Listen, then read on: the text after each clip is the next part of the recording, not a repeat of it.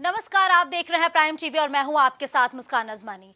जिस घड़ी का हर एक देश के नागरिक को इंतजार था, अब से थोड़ी देर बाद वो समय आ जाएगा। यानी कि 6:04 हमारा विक्रम लैंडर चंद्रमा के दक्षिणी ध्रुव पर लैंड करने की कोशिश करेगा। इस दौरान लैंडर से रोवर बाहर आएगा। रोवर तमाम हर एक अपडेट, हर एक तस्वीर सीधा भेजेगा विक्रम लैंडर को और विक्रम लैंडर सीधी हर एक अपडेट इसरो को भेजेगा और इसरो हर एक पूरी अपडेट पर अध्ययन करेगा। उसके बाद हर एक पहलुओं को सीधा पूरे विश्व के सामने रखेगा। यानी कि अगर हमारा यह मिशन सक्सेसफुल हो जाता है, हम इस मिशन में सफलता हासिल कर लेते हैं, तो भारत अंतरिक्ष के क्षेत्र में भी एक महागुरु बनकर उभरेगा, क्योंकि दक्षिणी ध्रुव पर लैंड करने वाला भारत पहला देश बन जाएगा। इसी कड़ी में अब हर एक प्रदेश में दुआओं का दौर जारी है, प्रार्थनाओं का दौर जारी है। तो ये अलग अलग तस्वीरें भी हम आप तक पहुंचा दें, जहां बाराबंकी, गाजियाबाद और गोंडा में लगातार दुआओं का दौर जारी है। मंदिर से लेकर मस्जिद तक हवन पूजन हो रहे हैं। तो वहीं अगर हम मदरसों की बात करें तो बच्चों को कड़ियों में बिठा दिया गया है, ताकि इस पूरे मिशन का लाइव प्रसारण हर एक बच्चा देख सके और इस पूरे पल का साक्षी बन सके।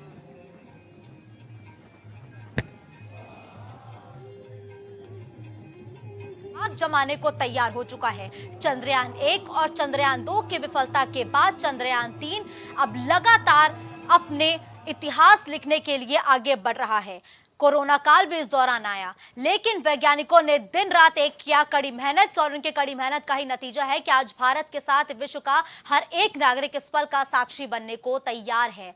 जब हमारा चंद्रयान 2 मिशन विफल हो गया था, उस दौरान प्रधानमंत्री मोदी ने बोला था कि हम एक बार फिर एक बड़ी ताकत बन के उभरेंगे। हम पूरे भारतवासी इसरो के वैज्ञानिक के साथ है और आज उसी का ये नतीजा है कि इसरो एक बार फिर से भारत को बुलंदियों पर पहुंचाने के लिए अपने कदम उठाया, और ऐसा कदम उठाया कि अब से थोड़ी देर बाद चंद्रमा पर भारत की धाक देखने को मिलेगी। जैसे ही लैंडर रोवर से बाहर आएगा, उस दौरान रोवर सबसे पहले अशोक स्तंभ के साथ भारत का तिरंगा भी बनाएगा, ताकि अगर भारत के बाद कोई और देश दक्षिणी ध्रुव पर लैंड करता है तो वो ये जान सके कि भारत यहां पहुंचने वाला विश्व का पहला देश था और भारत अपनी धाक जमाने को तैयार हो चुका है। रशिया के मिशन के विफलता के बाद इसरो के वैज्ञानिकों ने साफ तौर पर यह कहा था कि हम हर एक स्थितियों से निपटने को तैयार हैं। यानी कि अगर इस पूरे मिशन का इंजन काम नहीं करता है, हर एक तकनीक खराब हो जाती है, लेकिन अगर एल्गोरिदम सही से काम करता है तो भी हमारा यह मिशन पूरी तरीके से सक्सेसफुल हो जाएगा। यानी कि हम सफलता की राह पर निकल पड़ेंगे। 14 दिन तक चलने वाले इस मिशन में हर एक पहलुओं की जांच की जाएगी, पड़ताल की जाएगी। फिलहाल इस मिशन की अगर हम बात करें तो लैंडर और रोवर वापस नहीं आएंगे। 14 दिन तक वो चंद्रमा के दक्षिणी ध्रुव की सतह पर रहते हुए काम करेंगे, तस्वीरें भेजेंगे।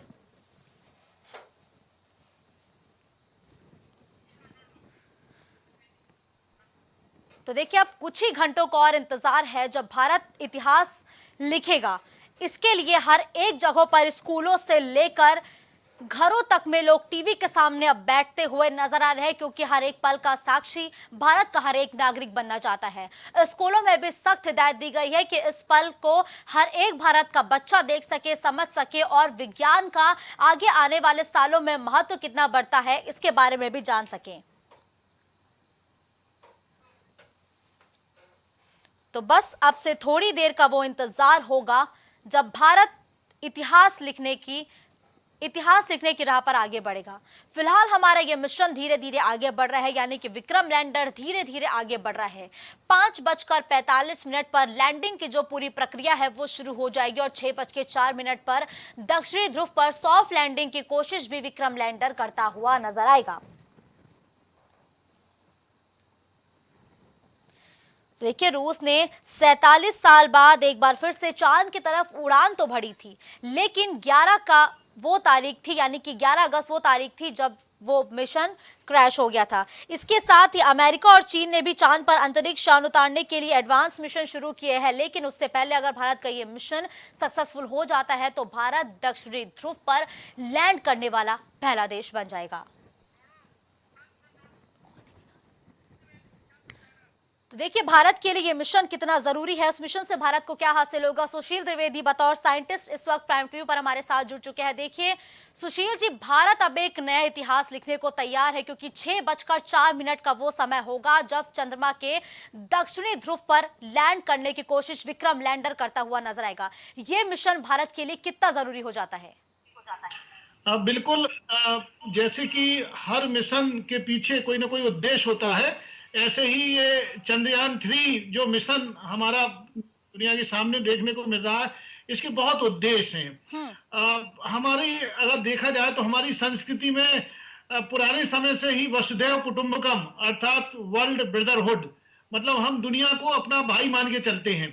तो कुल मिला के अगर हमारा ये मिशन कामयाब रहा, साउथ पोल जिसके रहस्य अभी तक अनबूझे थे, हमारे आपके इसके बारे में ज्यादा सूचना पता नहीं थी, तो इस मिशन के होते ही हमें और आपको वहां के एटमॉस्फेयर के बारे में पता चल सकता है।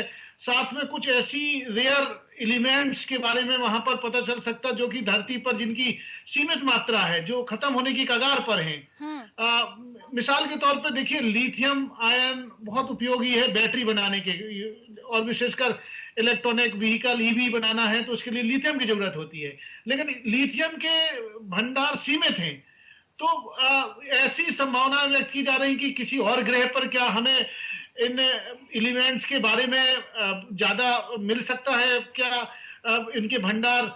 दूसरी बात, जैसा कि जब हमारा चंद्रयान 1 गया था, उसने तुरंत वहां पर पहुंचकर और तुरंत पानी की घोषणा की थी। तो जब भी किसी ग्रह पर हम और आप लोग जीवन तलाशने की कोशिश करते हैं, जैसे हम एक्स्ट्रा टेरेस्ट्रियल लाइफ कह सकते हैं, क्योंकि धरती पर एक सीमित कैरियंग कैपेसिटी है, लगभग 8 अरब के आसपास लोग धरती पर इस समय रह रहे हैं, जीवन यापन कर रहे हैं।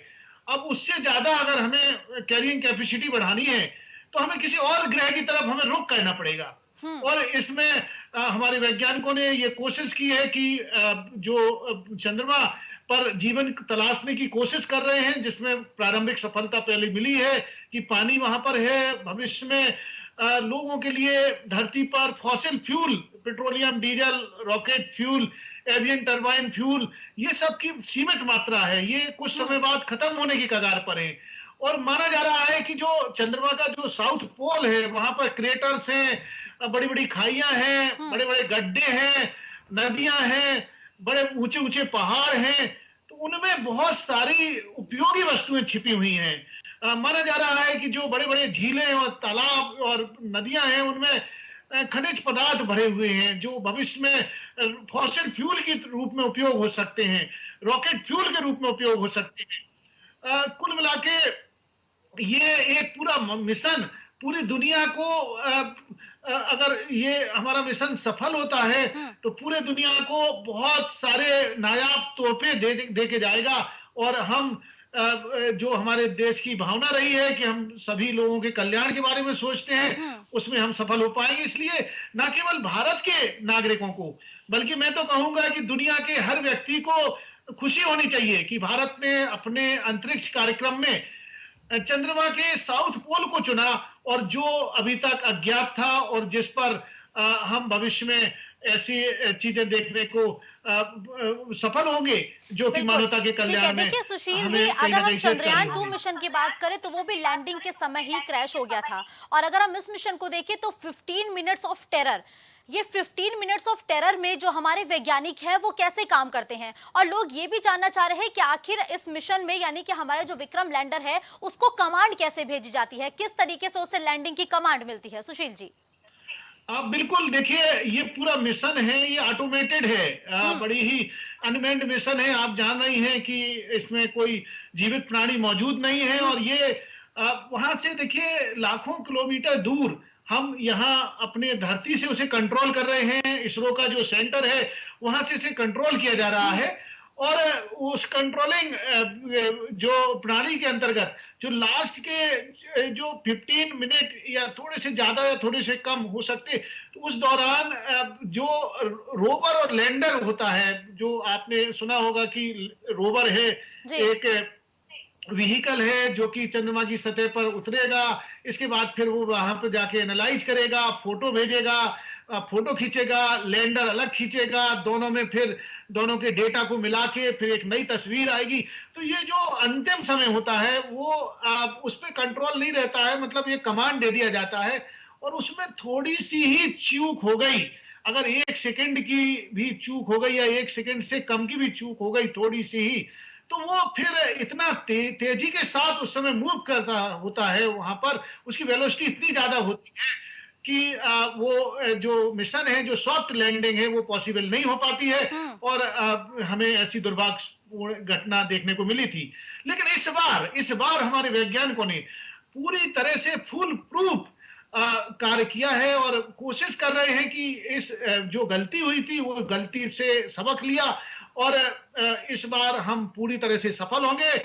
और अगर देखिए इतने करोड़ों भारतवासियों की ना उम्मीदें हैं, उनकी दुआएं हैं, उनकी ब्लेसिंग है, हम सब लोग मना रहे हैं और दुनिया के कोने कोने से लोग इस मिशन की सफलता की कामना कर रहे हैं। ठीक है, देखिए सुशील जी, आपने अभी जिक्र किया कि दक्षिणी ध्रुव पर बड़े बड़े पहाड़ है, चट्टान है, गड्ढे हैं। ऐसे में सॉफ्ट लैंडिंग कितनी बड़ी चुनौती है अभी?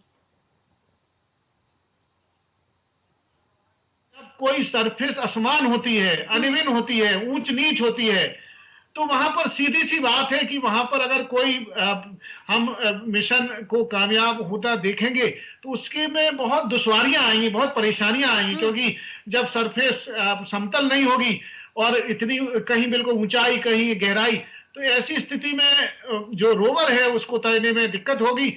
और हम यही प्रार्थना कर सकते हैं, ब्लेसिंग कर सकते हैं कि ये जो हमारे वैज्ञानिकों ने ये पूरा एनालिसिस करके इस बार जो पूरी तैयारी की है कि हम इस जो चंद्रमा का जो साउथ पोल है, जो आज तक हम आपके लिए अनजान बना हुआ था, उस अनजान पोल को हम ढूंढ के उसमें से सूचनाओं को आम व्यक्ति तक भेजने में सफल होंगे और हम दुनिया के ऐसे पहले देश होंगे जो अब चंद्रमा के साउथ पोल पर पहुंचकर भारत का तिरंगा लहराएगा। अर्थात वही चंदा मामा जिसे हम कार्टून के माध्यम से, कहानियों के माध्यम से, लोरी के माध्यम से, शेरो शायरी के माध्यम से अपने जीवन में कहीं ना कहीं किसी न किसी रूप में उसका दीदार किए हैं, उस चंद्रमा पर हम भारत के तिरंगा लहराते हुए देखेंगे आज। ठीक है सुशील जी, देखिए आपसे थोड़ी देर बाद का ही वो समय होगा जब पूरी प्रक्रिया की शुरुआत इसरो के द्वारा कर दी जाएगी और 6:04 पर सॉफ्ट लैंडिंग की कोशिश की जाएगी।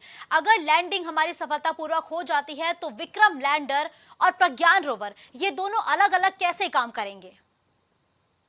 देखिए दोनों के काम अलग अलग हैं। रोवर जैसा कि नाम ही बता रहा है कि उसको जाके चंद्रमा की सरफेस पर रोमिंग करना है और यहाँ वहां जाके एक व्हीकल है, एक छोटी सी मशीन है, आप समझ सकते हैं, रोबोटिक मशीन है जो जाएगी और वहां से अलग अलग नमूने, उसमें अल्ट्रा सोफिस्टिकेटेड सेंसर्स लगे हुए हैं जो अलग अलग सूचनाओं को एकत्रित करेंगे और उन सूचनाओं को फिर एनालाइज किया जाएगा अलग अलग सॉफ्टवेयर प्रोग्राम से।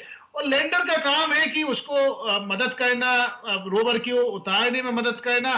तो दोनों अलग अलग काम बटे हुए हैं और इसमें बहुत चुनौतीपूर्ण काम हमारी सॉफ्ट लैंडिंग की है और अगर हम इसमें सफल हुए तो हमारा फिर वहां पर वो अच्छे से उतरने में सफल हो पाएगा और इस प्रकार से हम दुनिया से के लिए एक पथ प्रदर्शक बनेंगे। ठीक है, देखिए सुशील जी, चंद्रयान 2 एक मेहनत सब में थी और चंद्रयान 3 में भी वैज्ञानिकों की मेहनत ही लगातार देखने को मिल रही है, जो भारत अब एक नया इतिहास लिखने को तैयार हो रहा है।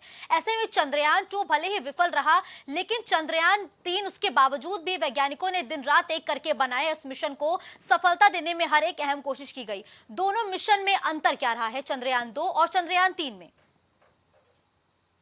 दोनों मिशन में अंतर सबसे महत्वपूर्ण ये है कि देखिए जो कमियां रही थी चंद्रयान 2 में, जो हमें आपको जो अनसक्सेसफुल रूप में हमने देखा, उन कमियों को दूर करने की कोशिश की गई और इसमें और ऐसे हाई इफिशिएंसी वाले सेंसर्स लगाए गए जिसकी वजह से हम बड़ी ही सुगमता पूर्वक इस बार चंद्रमा पर रोमिंग करेंगे और रोवर हमारा जाके वहां पर उतरेगा। इसके बाद वहां पर से जो नमूने हैं उनको एकत्रित करेगा और दूसरी बात, सबसे महत्वपूर्ण बात मैं आपको बताना चाहूंगा कि हम्म। जो हमारा अंतरिक्ष मिशन है, ये दुनिया के अलग-अलग देशों के मिशन से भिन्न है। मतलब जो दुनिया एक तरफ जहां दुनिया के अलग-अलग देश हैं, वहां उनके बड़े-बड़े बजट हैं। उन बजट के आधार पर वो इन मिशन का क्रियान्वयन करते हैं, हम्म। और उसके कंपैरिजन में हमारे देश का मिशन बहुत ही सस्ता है।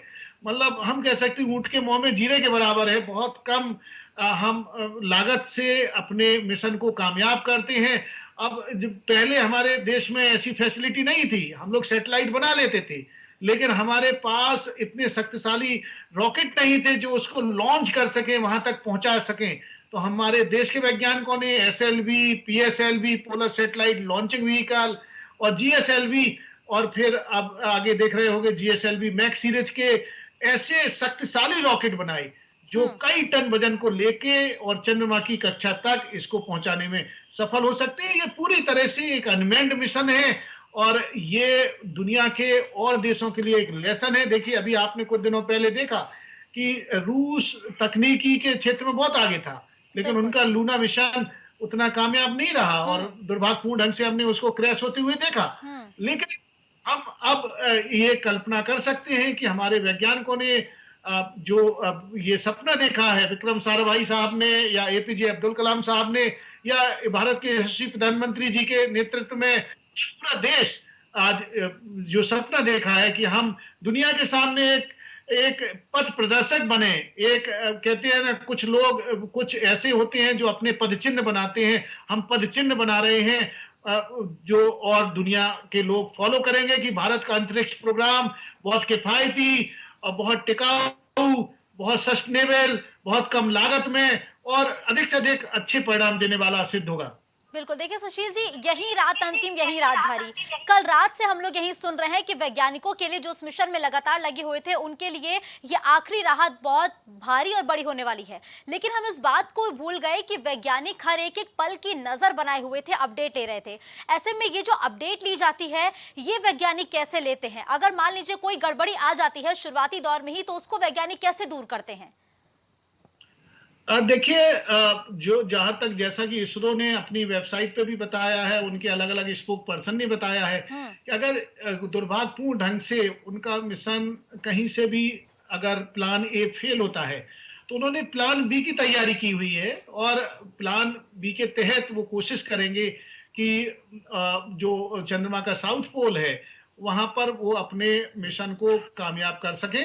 तो इसके लिए पूरी तरह से तैयारी की गई है, और मुझे पूरी विश्वास है, क्योंकि अभी तक देखिए बहुत ही सिस्टमेटिक वे में पूरी तरह से फूंक फूंक के कदम रखते हुए हमारे कंट्रोल सेंटर से हमारी पूरे वैज्ञानिकों की टीम, जिसमें कि सबसे गर्व की बात है कि हमारे लखनऊ से भी एक हमारी नारी शक्ति के रूप में वैज्ञानिक उसमें सहयोग दे रही हैं। बिल्कुल। तो इसरो के जो चीफ हैं उनके मार्गदर्शन में और हम बढ़ते जा रहे हैं, और निश्चित ही अगले जो 1 घंटे के बाद, जब हम लोग 6 o'clock के बाद ये हमें और आपको ये खबर सुनने को मिल सकती है, जिसमें कि हम गर्व कर सकते हैं अपने भारत की तकनीक पर, भारत के विज्ञान कौशल पर, भारत के वैज्ञानिकों द्वारा किए गए इस अद्भुत कार्य पर। देखिए सुशील जी, नए भारत की नई तस्वीर अब से थोड़ी देर बाद देखने को मिलेगी। आप कैसा महसूस कर रहे हैं, पहले ये हमारे दर्शकों को बताइए। देखिए, मैं तो उसी भारत में रह रहा हूं। मैंने बड़े ही तेजी के साथ बदलाव देखे हैं। हम्म। जब हम जन्म लिए इस दुनिया में, तब मैंने देखा, तब हम देखते थे कि पश्चिम के देश भारत को बड़े ही हिकारत भरी नजर से देखते थे। सोचते थे कि अंधकार वाला देश है, सांप बिच्छुओं वाला देश है, मंत्र और पूजा प्रथा वाला देश है। हम्म। लेकिन आज वही पश्चिम के देश हमें बधाई दे रहे हैं, कह रहे हैं कि आपकी संस्कृति महान थी, कि आपने अपनी जड़ों से जुड़े रहकर भी आपने हर प्रकार के धर्मों की जो डाइवर्सिटी है, हर प्रकार की जीवन शैली है, उसको अपनाते हुए भी इतनी विज्ञान में तरक्की की। और हम कह सकते हैं कि विज्ञान सर्वत्र पूज्यते, विज्ञान की सभी जगह पूजा होती है, और उस पूजा के अंतर्गत हम विज्ञान के द्वारा जो नित नए आविष्कार, नवाचार हमने अपने जीवन में देखे, और वो भारत के इस पूरे स्वर्णिम काल के हम गवाह हैं कि एक समय हमारे देश के वैज्ञानिकों को क्रायोजेनिक इंजन देना बंद कर दिया गया, जिसकी बहुत आवश्यकता होती है ऐसे मिशन में। लेकिन हमारे देश के वैज्ञानिकों ने आत्मनिर्भरता के नमूने को प्रस्तुत करते हुए लगातार काम किया और इस प्रकार के मिशन को अंजाम दिया। तो भविष्य में जब कोई देश आगे बढ़ता है या किसी प्रकार का विवाद होता है, तो और देश सबसे पहले तकनीक पर रोक लगा देते, जैसे क्रायोजेनिक इंजन हुआ या रॉकेट टेक्नोलॉजी हुआ या अंतरिक्ष मिशन हुआ। लेकिन आज की डेट में हम सेल्फ रिलायंट हो गए हैं और हमारे देश में युवाओं की जनसंख्या सबसे ज्यादा है, स्कूल गोइंग, कॉलेज गोइंग बच्चों की संख्या सबसे ज्यादा है। वो युवा तैनाई वो होती है जिनको कोई भी कार्य दे दीजिए। तो अगर इस प्रकार के सकारात्मक संदेश हमारे बच्चों तक पहुंचते हैं कि किस प्रकार से भारत के वैज्ञानिक दुनिया के लिए बेहतरी का काम करने जा रहे हैं, तो इस प्रकार से कार्यों से उनके अंदर एक स्फूर्ति का संचार होगा, एक उनके अंदर नूतनता आएगी, वो रचनात्मक कार्य करेंगे और एक सुंदर सशक्त समृद्ध भारत की जो कल्पना की गई है हमारे ऋषियों मनीषियों ने, हमारे नीति नियंताओं ने, उसको हम सफलता होते हुए देखेंगे। बिल्कुल सुशील जी, आपने सही कहा इस बात से, तो मैं भी आपकी बिल्कुल सहमत हूँ कि देखिए बच्चों को ये प्रसारण दिखाना बहुत जरूरी था ताकि बच्चे भविष्य में विज्ञान कैसे तरक्की करेगा इसके बारे में समझ सके। सुशील जी, हाउस द जोश, जोश कैसा है आपका भी?